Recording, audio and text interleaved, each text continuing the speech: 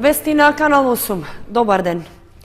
Општина Кочани годинава го реализира проектот за ангажирање лица за извршување општинско корисна работа. Лицата се од евиденцијата на Агенцијата за вработување и извршуваат услуги со кои им помагаат на граѓани од социјално ранливите категории. 15 лица во 5 различни области ги извршуваат работните задачи преку проектот за општинско корисна работа. Главни обврски им се давањето услуги на деца од предучилишна возраст, услуги на стари и изнемоштени лица, асистенти на лица со хендикеп, услуги во Центарот за донација, како и во посредувањето при делење храна во народната кујна. Ангажираните лица работат по 4 часа дневно во работните денови, а добиваат бруто надоместок од 6200 денари, од кои се плаќа персонален данок и осигурување.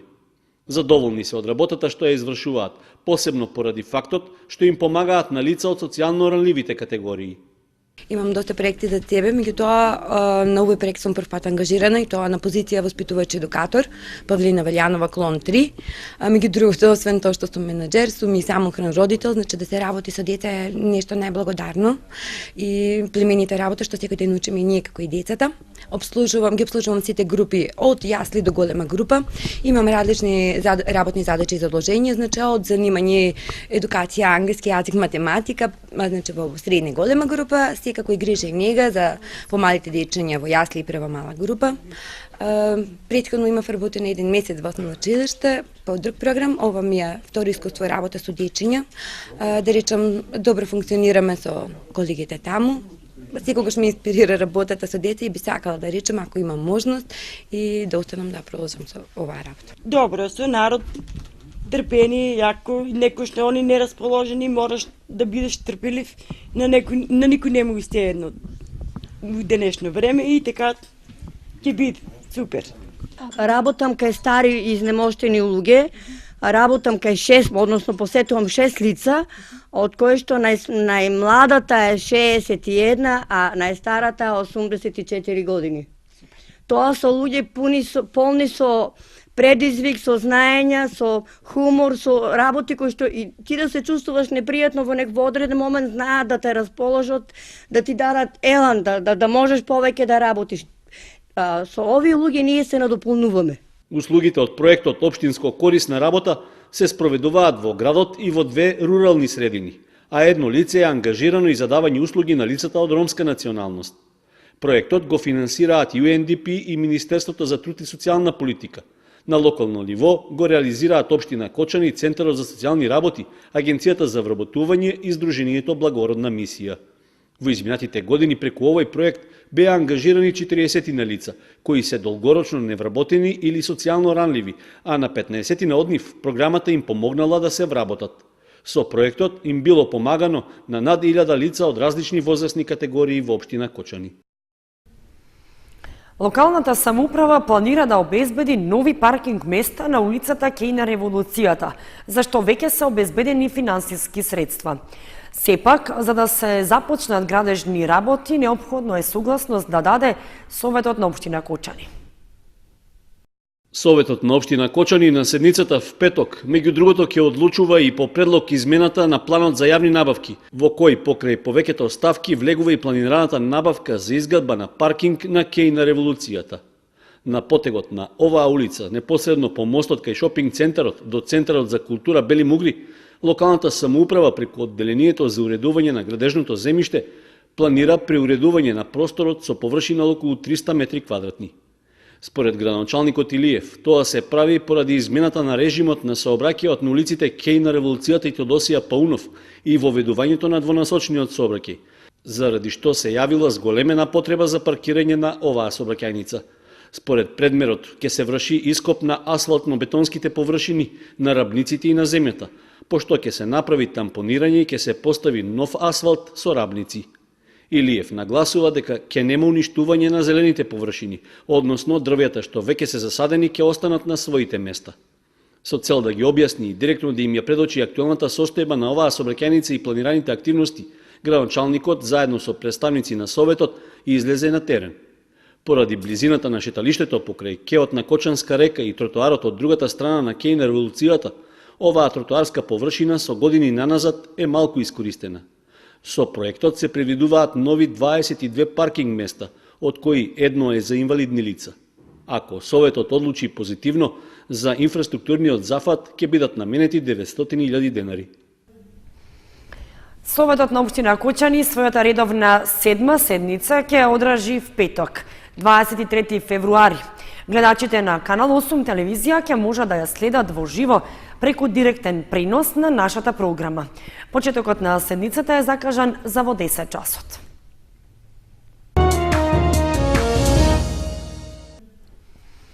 Можностите за премин од конвенционално кон органско земјоделско производство им беа представени на земјоделците од регионот на информативната сесија што се одржа во Кочани.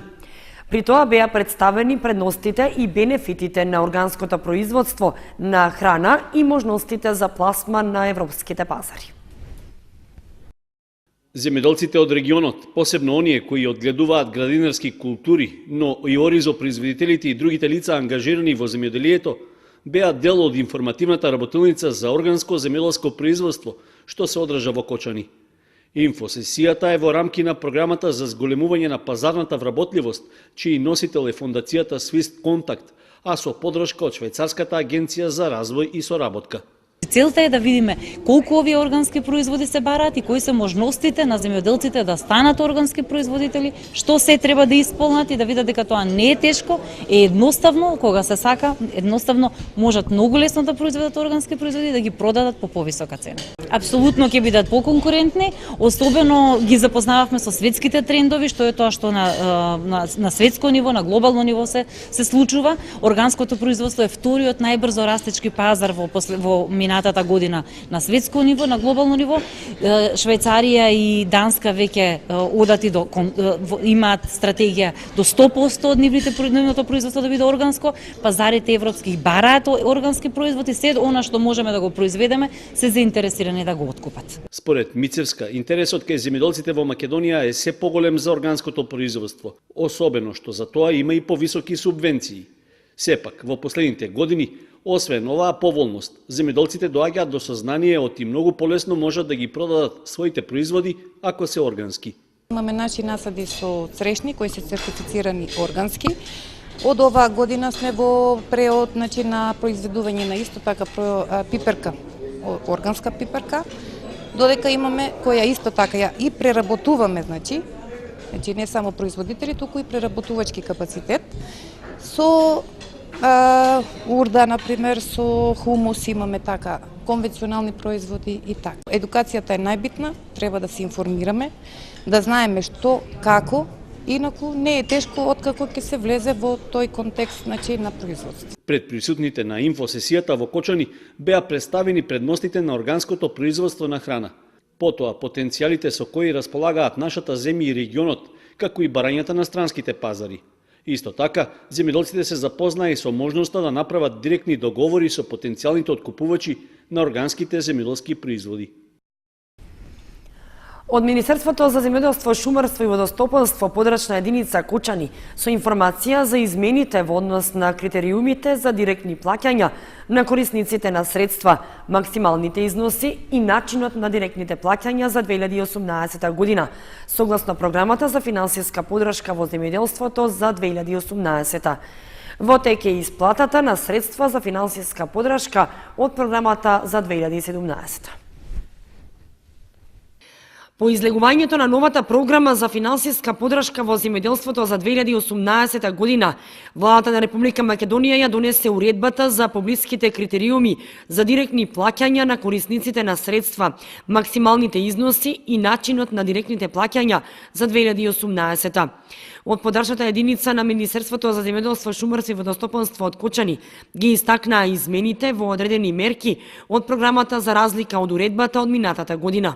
Има измени во мерката за директни плаќања за произведен и продаден необработен тутун од реколтата 2017 година. Корисници на оваа подмерка се физички и правни лица кои своето производство на тутун од реколтата 2017 година го продале во регистрирано откупно предпријатие согласно Законот за тутун и тутунски производи. А висината на директните плаќања која прошлата година изнесуваше 60 денари, сега изнесува 80 денари по килограм за прва класа, 70 денари по килограм за втора класа, 60 денари по килограм за трета класа. Исто така има поголем број на измени во поблиските критериуми во сточарското производство од делот 3 од оваа програма, и тоа во мерките за директни плаќања за одбележени грла говеда. Значи, корисници на оваа подмерка се земјоделски стопанства кои одгледуваат говеда, ги имаат одбележено и евидентирано во регистарот на одгледувалишта на говеда и истите ги чуваат најмалку до 39.2018 година. Висината на директните плаќања изнесува 2800 денари по грло, односно 3100 денари по грло за оние земјоделски стопанства кои имаат пријавен број на грла за финансиска поддршка од минимум 5 до максимум 20 грла. Значи, во мината годишната уредба беше мерката 2800 денари, сега е 3100 денари само за оние кои имат минимум 5, а максимум 20 грла. Исто така има измени и во мерката за директни плаќања за одбележени грла овци од сите категории. Корисници на оваа подмерка се земјоделски стопанства, одгледувачи на овци, кои поседуваат минимум 30 грла овци од сите категории, евидентирани во регистарот на одгледувалишта на овци, и истите ќе ги чуваат најмалку до 39.2018 година. Висината на директните плаќања изнесува 1000 денари по грло, односно 1100 денари по грло за земјоделски стопанства со пријавен број на грла за финансиска поддршка од минимум 101 до максимум 500 грла за сите категории и возрасти. Миладиновски рече дека одредени измени има и во директните плаќања за обележани грла кози и за женски приплодни грла маторици, како и за регистрирано презимено пчелно семејство. Меѓу другото, Миладиновски ги информираше земјоделците дека во тек е исплатата на средства за финансиска поддршка од програмата за 2017 година. Изминативе денови од страна на Агенцијата за финансиска поддршка се пуштени средства на земјоделците. Меѓутоа, за одредени мерки како за презимени пчелни семејства, за одгледувачи на овци, на говеда и по обработлива површина, ќе се работи на интенцијата средствата да се доделат во оној период кога на земјоделците им се најпотребни, како би можеле да ја започнат сеидбата, рече Миладиновски. Исплатата на средствата ќе се одвива континуирано и во наредниот период, како би можело да се запазат законските рокови, односно сите средства во програмата за 2017 да бидат исплатени најдоцна до 30 јуни 2018 година.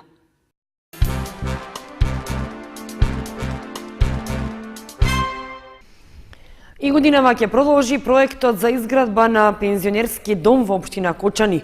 Велат од Сдруженијето на пензионери Кочани, кои што се надеваат на успешна соработка со локалната самоуправа. Продолжува и проектот на Министерството за труд и социјална политика за бањско-климатска рекреација на пензионерите. Програма што ја искористуваат и кочанските пензионери.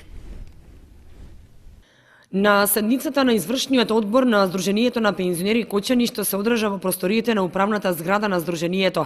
Меѓу другото беше истакната соработката на Сдруженијето со локалната самоуправа на Кочани во однос на продолжување на проектот за изградба на планираниот пензионерски дом, кој ќе биде од огромно значење за пензионерите од цела Источна Македонија, рече председателот на Сдруженијето Ѓорги Серафимов, кој што и годинава се надева на успешна соработка со локалната самоуправа.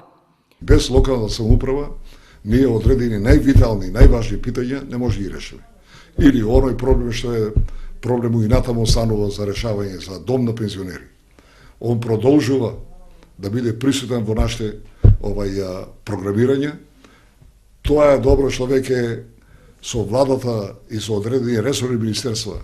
Тоа е дадено како примарно питање што треба да се решава за Кочани и сметаме ако ќе продолжиме со такви активности, со помош и на Сојузо, на Сдружењето, и помош на локалната самоуправа, поготово на град Кочани, ќе се најдат, оно се веќе и отпочнува да се работи на некоја комбинација, али ќе се сигурно ќе се најдат финанска конструкција да тај обект се почне. Сојузот на Сдруженијата на пензионери на Македонија, Фондот за здравство и Министерството за труд и социјална политика и оваа година продолжуваат со проектот за бањско-климатска рекреација, кој што го искористуваат и кочанските пензионери. Ние имаме ставено во извештајот минатата година на бањско и климатско бањско одмарање и лекување Били се негде околу 110 наши пензионери и пензионерки и околу 80 или 82-3 били се на викенд рекреативен одмор по 2-3 дена. Тие се луѓе презадоволни, мило ми е што владата продолжува да таа работа е финансира и натаму. Годишното собрание на пензионерите ќе се одржи на 9 март, а на истото ќе бидат присутни и повикани и градоначалниците на трите општини Кочани, Зрновци, Чешиново, Облешево, како и представници од Фондот за здравствено осигурување, од Фондот за пензиско и инвалидско осигурување, како и представници од Сојузот на Сдруженијата на пензионерите на Македонија. Традицијата налага на Тодорова сабота нововенчаните невести со своите свекрави или мајки да идат на црква и да ги запалат свадбените свеки и за здравје и пород да се поклонат на иконата на Свети Теодор Тирон. Од православниот храм Свети Великомачени Ѓорги во Кочани ги покануваат да дојдат на литургија по повод празникот во сабота, а во петок во 16 часот ќе се чита акатис кон Пресвета Богородица. Невестите под рака со своите свекрави или мајки на денот пред Тодорова сабота секоја година го полнат Кочанскиот православен храм Свети Великомачени Ѓорги. Оние кои што стапиле во брак од минатата Тодорова сабота до оваа, одат на црква, месат погача за здравје и ги палат свеките од венчавката. За здравје се поклонуваат пред светителот, а свештениците им читаат молитви за успешен брак и здрав пород. Она што е поврзано со овој празник е овде една стара традиција, односно нововенчаните невести заедно со своите најблиски доаѓаат во храмот и ги палат свеките од венчанието. И по завршувањето на богослужбите и се читат молитви за успешен брак. Значи, во петок со почеток во 16 часот ќе се служи акатис кон Пресвета Богородица. По завршувањето на акатистот, нели, ќе бидат прочитани молитвите на невестите, а исто така сите оние верници кои што сакат да ги упатат своите молитви за здравје и за спасение кон Пречистата мајка може да донесат, нели, и петолебие, кое што се прави за здравје на блиските. А на самиот ден во сабота, на денот на Тодорова сабота, со почеток во 7 часот ќе има утрено богослужение, во 8 часот литургија, исто по завршувањето на Светата Божествена литургија над невестите кои што не може да дојдат во петок, нели, ќе дојдат во сабота, ќе бидат прочитани истите молитви. Свештениците повторно потсетија кој може да се причести, а кој не за време на великденските пости кои што се во тек. Сите оние што планираат да се причестат, претходно да консултираат својот духовник, значи да имаат благослов за исповед, да имаат благослов за причест, да бидат исповедани и нели да апелираме дека постот не завршува со овој ден, дека постот завршува заклучно со големиот, односно најголемиот христијански празник, Воскресение Христово или Великден, така да сите оние што планираат да постат, нека ги постат сите пости, доколку им е тешко, нека дојдат, нека се консултираат со свештениците, доколку има, нели, потреба за ублажување, но во некој случај, нели, да не се залажуваме самите себе, а и да не се обидуваме да го лажеме Бога, нели, да постиме една недела, да се причестиме и да мислиме дека тука е се завршено, бидејќи таквото причестување не е за спасение, туку буквално за погубување на душата. Инаку празникот посветен на Свети Теодор Тирон за многу семејства представува семејна слава, бидејќи култот кон светителот доста е раширен во нашите простори. Од православниот храм Свети Великомачени Ѓорги додаваат дека за време на великденските пости секој петок со почеток во 16 часот ќе се читаат акатисти, а секој петок и недела и празници се служат свети божествени литургии.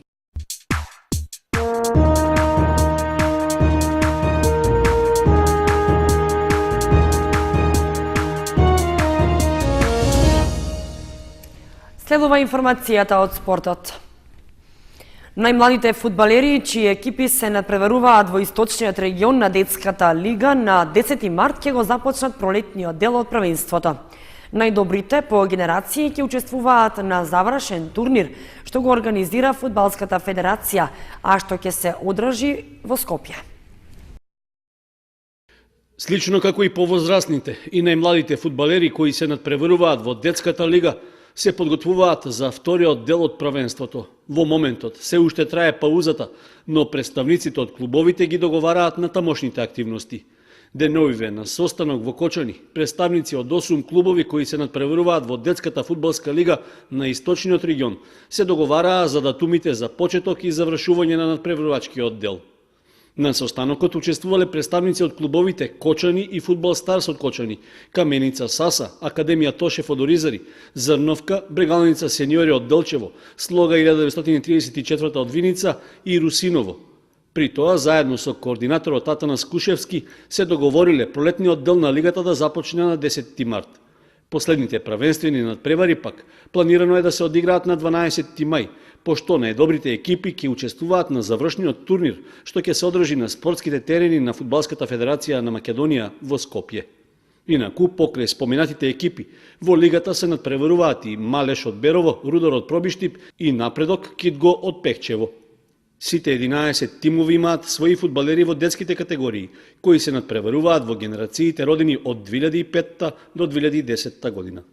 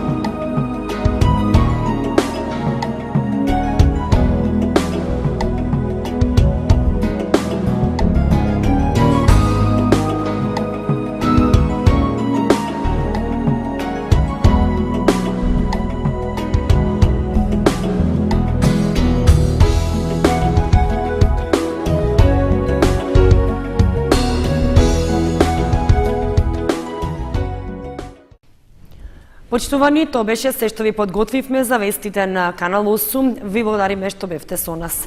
Довидување.